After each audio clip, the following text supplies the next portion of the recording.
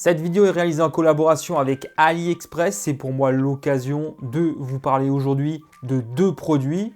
Un vidéoprojecteur compact ainsi qu'une paire d'écouteurs True Wireless à l'effigie de la franchise Transformers. Je vais dans cette vidéo vous donner mon avis complet. Bon rapport qualité-prix ou pas, on va voir ça. Il y a du 18 mars au 27 mars 2024 des promos anniversaires sur le site du AliExpress. Tout sera en description. Et je vous en reparle un peu plus tard. Place au premier produit dont je vais vous parler dans cette vidéo, le vidéoprojecteur tout d'abord. Je vais d'abord vous parler de ses caractéristiques et je vais vous donner mon avis juste ensuite. Je vais rapidement faire le unbox. La boîte n'est pas d'une très grande taille et nous donne des indications, un aperçu de ce dont est capable le projecteur. J'ouvre rapidement la boîte maintenant. Le vidéoprojecteur est fourni avec le strict nécessaire pour fonctionner.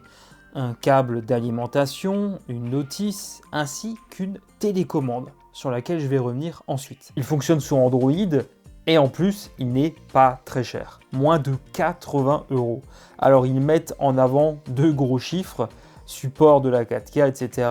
Mais en sortie sur l'affichage, on est en 720p au maximum. Selon la variante, il y a entre 2 et 4 Go de RAM et 16 à 64 Go de stockage, haut-parleur intégré, compatible Bluetooth, sortie HDMI, prise jack, un USB 2.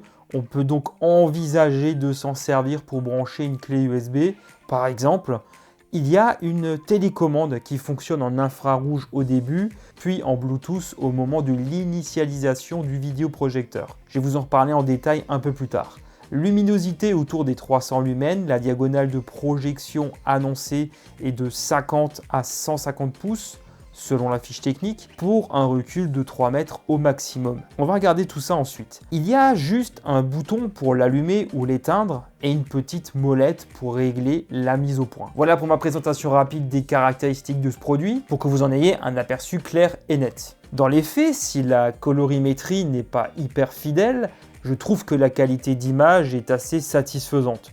Je rappelle qu'on est à moins de 80 balles. Faut pas forcément être trop exigeant non plus. On a des réglages mis à disposition pour corriger le trapèze, ajuster un peu la luminosité, le niveau de zoom, faire divers autres ajustements.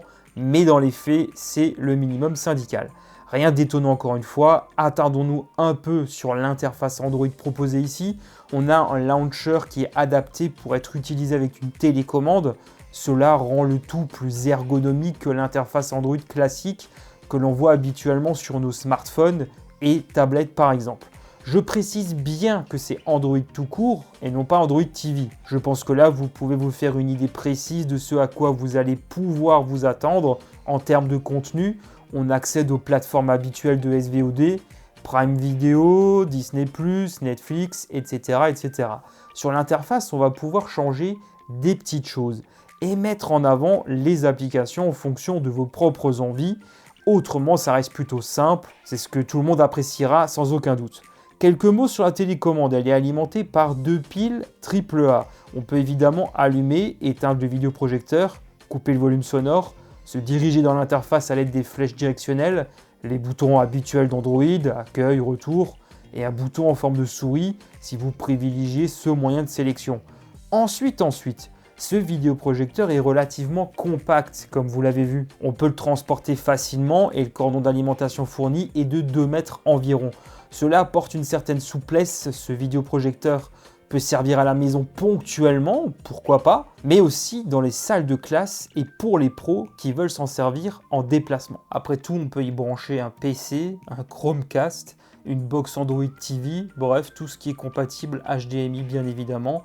Donc ça, c'est plutôt cool en soi et ce n'est pas vraiment étonnant non plus. Avec jusqu'à 64 Go de ROM mis à disposition, ça vous laisse aussi la possibilité de stocker pas mal de contenu, vidéos ou d'autres fichiers en tout genre. Ce qui n'est pas non plus négligeable, c'est même plutôt un point fort.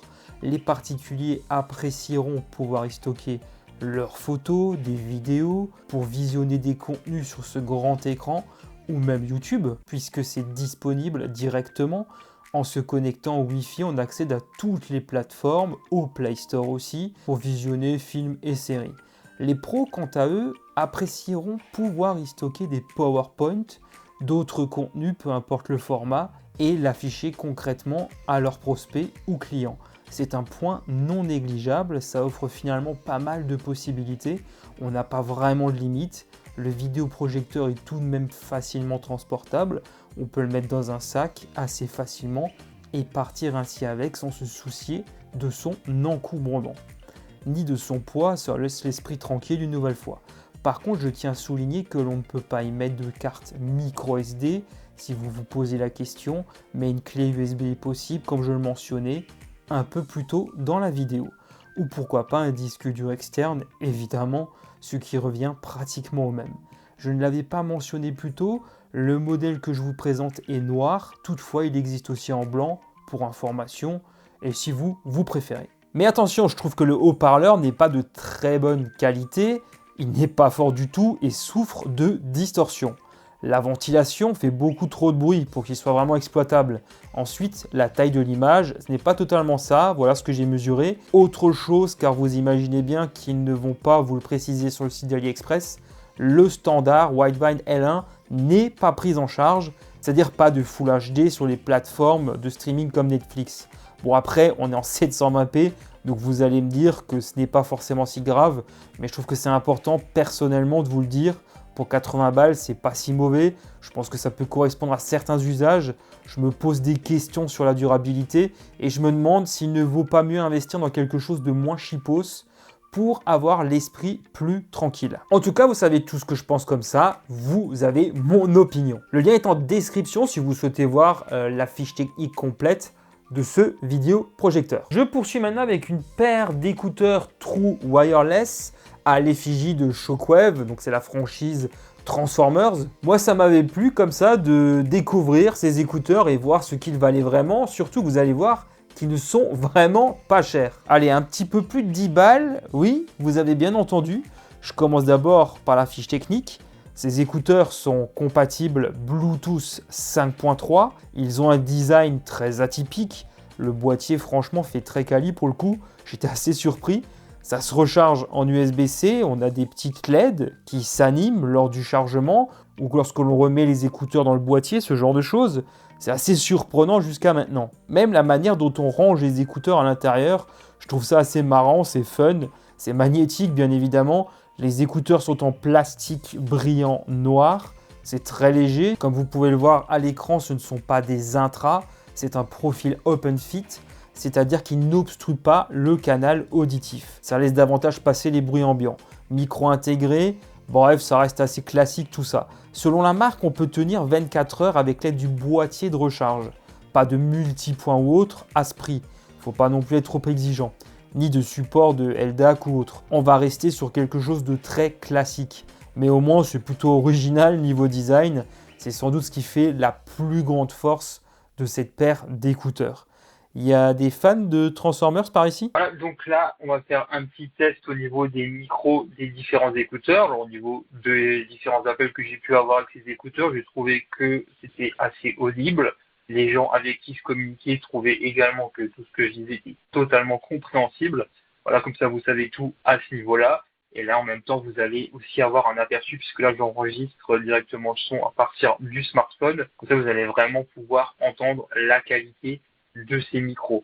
Autrement, il y a aussi autre chose que je voulais vous dire, c'est qu'on a bien sûr des commandes tactiles qui sont disponibles sur ces écouteurs pour avancer ou reculer dans les playlists musicales, mais aussi pour activer un mode jeu, ce qui va permettre en fait donc de réduire la latence pour information. Maintenant, je vous donne mon avis. Le boîtier fait assez quali, comme je le disais, il est très rigolo, très compact, on peut le transporter très facilement, mais les écouteurs font vraiment cheap. Et c'est rare chez moi, ils me font mal aux oreilles au bout de même pas 20 minutes. La qualité audio encore n'est pas aussi dégueu que ça pour le prix. Ça reste comestible, on va dire, même si ça manque de caractère et de profondeur. Volume à fond, ça déraille un peu, il y a de la distorsion. La latence est pas folle, mais ça va encore. Mais là où ça va me déranger un peu plus, c'est que ça foire au niveau du Bluetooth. Je m'éloigne à plus de 2-3 mètres du smartphone, ça grésille, ça coupe, c'est n'importe quoi. C'est la première fois que j'observe ça sur des écouteurs et l'autonomie, c'est pas ça du tout. En 1 heure, il faut déjà que je recharge. Parfois, il y a un des deux écouteurs qui ne veut plus rien savoir. Je dois refaire l'appairage. Encore une fois, trop cheapos, mieux vaut investir dans des Xiaomi Redmi Buds. Ce sera un peu plus cher, autour des 30 balles pour les premiers prix, si je dis pas de bêtises. Mais niveau rapport qualité-prix, ça n'aura rien à voir. Là, c'est vraiment juste une cata ces écouteurs Transformers. En tout cas, comme ça, vous avez mon opinion sur ces deux produits. Vous savez tout, je pense. Et comme je le disais juste avant en introduction, actuellement AliExpress propose une série de promos anniversaires. Il y a des coupons de réduction exclusifs qui sont en nombre limité jusqu'à moins 70% du 18 au 27 mars 2024. Je mets tout en description si vous voulez jeter un œil, voir tout ça en détail.